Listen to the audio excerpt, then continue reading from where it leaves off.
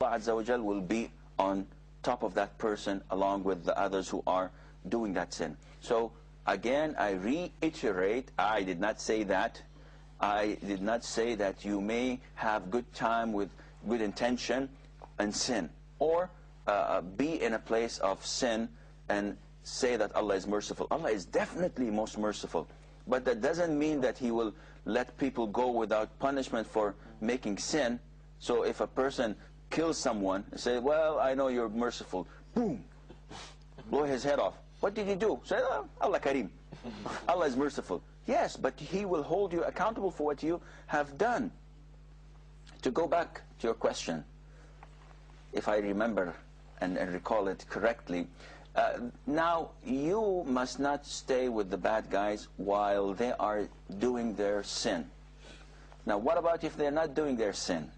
Can I still, go out with them? And again, if you don't draw the line, if you don't influence them, they will influence you.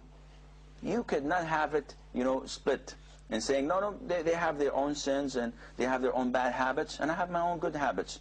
If you bring a very healthy and beautiful apple and you throw it in a box full of rotten apples, do you think that the rotten apples will become good again?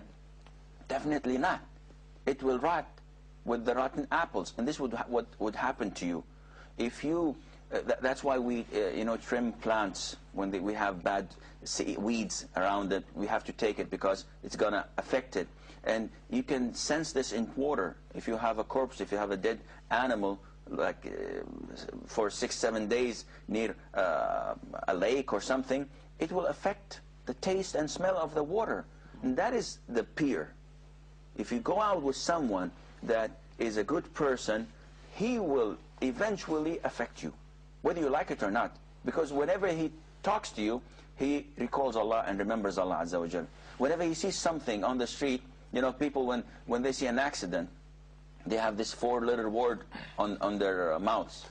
The minute they see an accident, whether it starts with an F or with an S. This is typical. Now, remember that if you say La ilaha illallah, and this is the last thing you say, you will enter paradise. Now, what happens is in 99% of the accidents, when you're driving down the road and this truck comes to you, the minute you see it, you swear. You curse.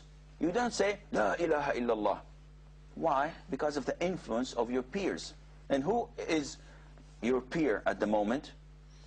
TV set, video, cables, movies, and you see this 24 hours and it affects you. So the minute you are in trouble, you don't say, Ya Allah, La ilaha illallah. While if you were to accompany good guys, whenever they see something, they will say, Subhanallah. This sticks into your mind. So whenever you see something, you always say, Subhanallah. How are you? Yeah, I'm okay.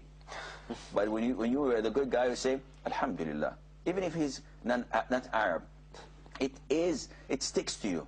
So by being with them, I definitely think that this is not a good thing for you to do, because they will influence you. Therefore, you should try your best to change them. Don't, abandon them.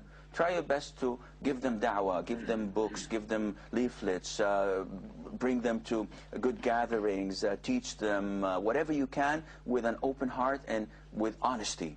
Let them sense your honesty, that you love them. It's not just because you want to dominate them or be on top of them. Just let them feel that you really love them and want the goodness to be for them as it is for you. If you succeed, alhamdulillah. If you don't succeed, then you should look for another group that does this. And I think this is all the time we have for today's program. I hope we have learned something extra. And until we meet next time, fi amanillah. Wassalamu alaikum wa rahmatullahi wa barakatuh.